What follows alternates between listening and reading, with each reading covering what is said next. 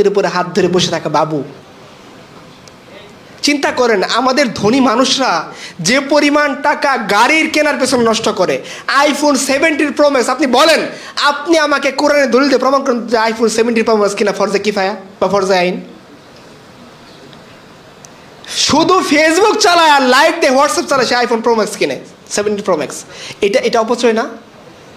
IPhone 17 pro ম্যাক্সের টাকা বাঁচাইলে কত টাকা বাঁচানো যাবে বলেন আমাকে একজন? কমপক্ষে কত টাকা বলেন? 2 লাখ টাকা, 2,20,000 টাকা। তাহলে 2,20,000 টাকা আপনি এক ঝটকে আল্লাহর জন্য বের করতে পারবেন। আপনি কেন বের করতেছেন না? কেন বের করতেছেন না? আর যারা গরিব আছেন তারা শোনেন, আমি গরিবদের জন্য, আমি গরিব মানুষ, আমি গরিবদের জন্য একটা হাদিস বলি। তাবুকের যুদ্ধের মধ্যে রাসূলুল্লাহ সাল্লাল্লাহু আলাইহি সাল্লাম বললেন, যার যা আছে দান করো। আবু বকর রাদিয়াল্লাহু আনহু কতটুকু নিয়ে আসলেন? উমর কতটুকু নিয়ে আসলেন? উসমান কতটুকু নিয়ে আসলেন বলেন? উসমান রাদিয়াল্লাহু তাআলা যে অ্যামাউন্ট দান করছিলেন সেটা কি আবু বকরের অ্যামাউন্টের চেয়ে বেশি ছিল না কম? অবশ্যই বেশি ছিল।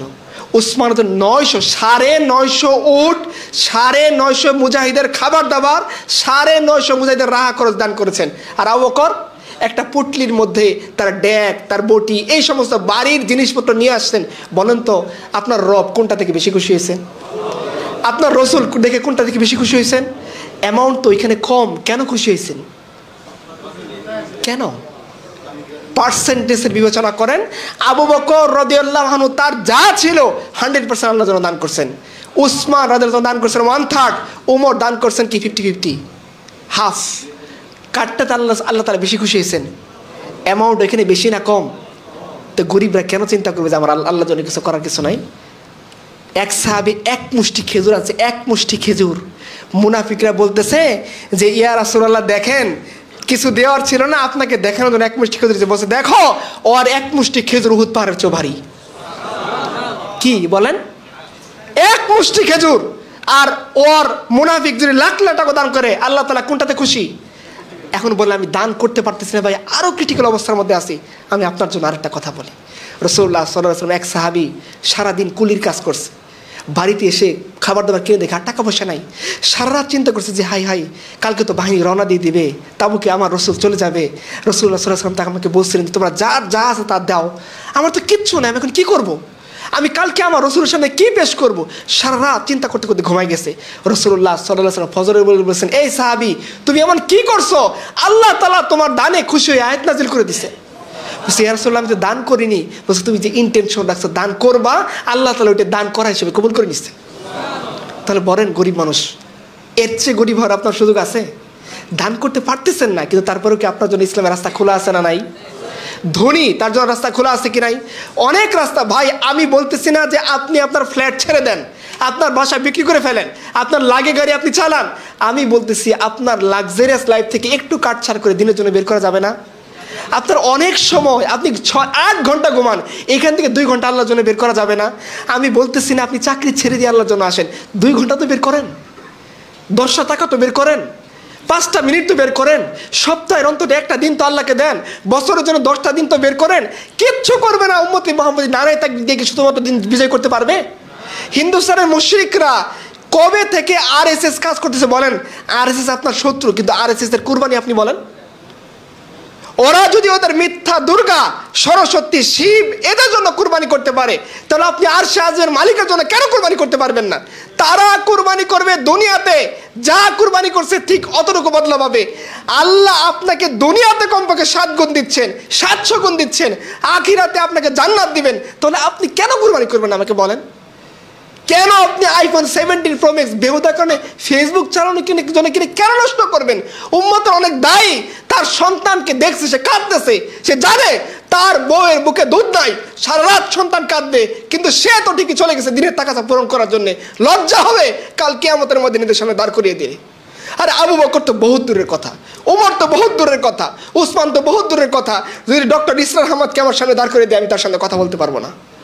জেনারেল যারা আছেন তাদের জন্য বলতেছি, ডক্টর ইসরা আহমেদ রহমতুল্লাহি আলাই আপনার আমার মতো জেনারেল ব্যাকগ্রাউন্ড থেকে উঠে আসা ছিলেন। আল্লাহ তাকে এমন পর্যায়ে কবুল করছেন, তার ইন্টারভিউ আমি নিজে দেখছি।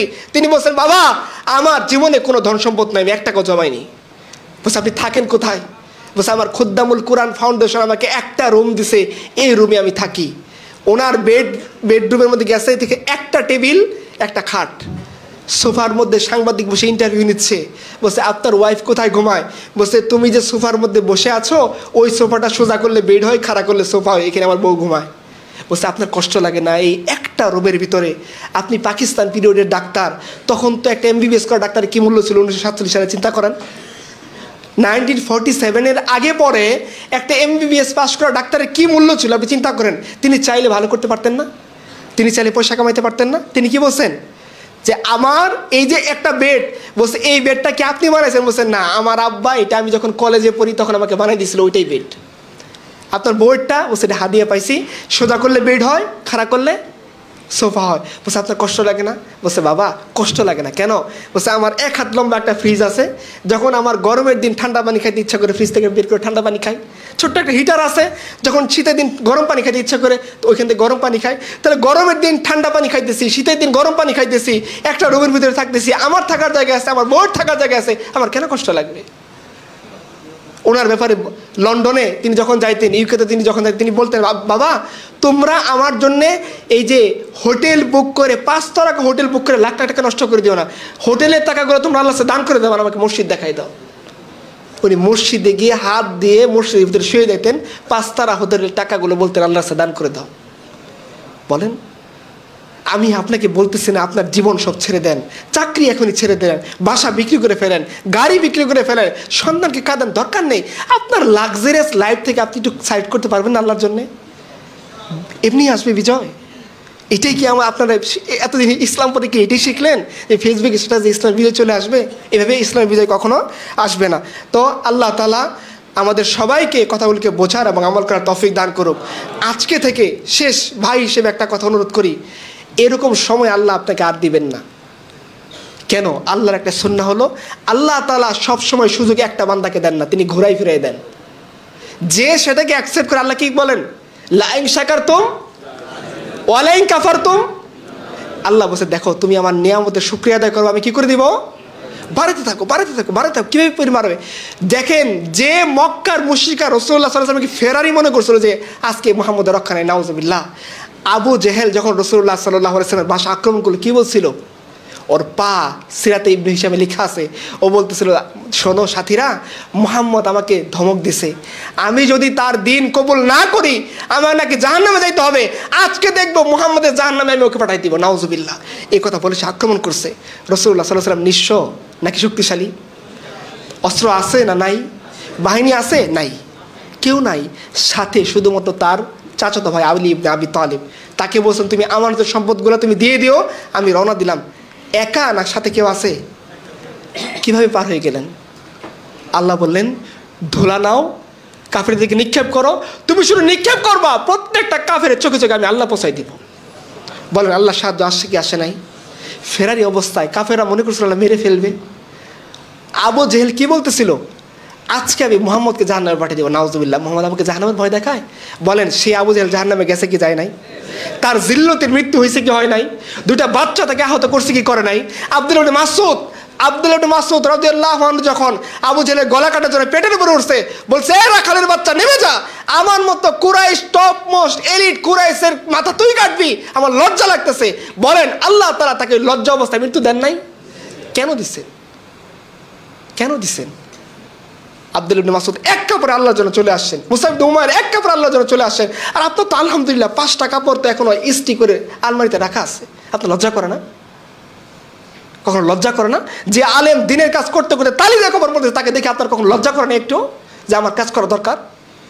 যে দিনই ভাই দাওয়া সার্কেলের জন্য কাজ করতে করতে পায়ের দিকে তাকানোর সময় পায় নাই, যে সমস্ত উলামায়ে কেরাম জঙ্গলে বনে বাজারে উম্মতে মুহাম্মদীকে লাভ থেকে বাঁচানোর জন্য, ভাগোয়া ট্র্যাপ থেকে বাঁচানোর জন্য, মুশরিকদের কাছ থেকে বাঁচানোর জন্য, খ্রিস্টান মিশনারি পাদ্রী পুরোহিতদের কাছ থেকে কম এই জমিনকে বাঁচানোর জন্য যারা সব কুরবানি করে দিয়েছেন, যারা প্রশাসনের কারণে বাড়িতে না যেয়ে বা বছরের পর বছর মাসের পর মাস জেলের মধ্যে ঘানি টানতেছেন, তাদের দেখে একটু লজ্জা লাগে নাই? কখনো মনে হয় নাই যে কি নিয়ে আমি দাঁড়াবো আল্লাহ তাআলার সামনে?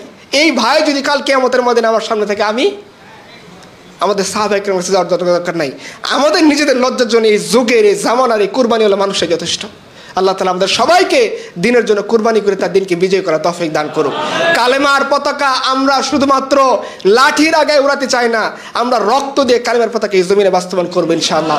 আল্লাহ তাআলা আমাদের সবাইকে সেই জন্য প্রস্তুত করে দিক। ওয়া আখিরু দাওয়ানা আলহামদুলিল্লাহি রাব্বিল আলামিন। আসসালামু আলাইকুম ওয়া রাহমাতুল্লাহ।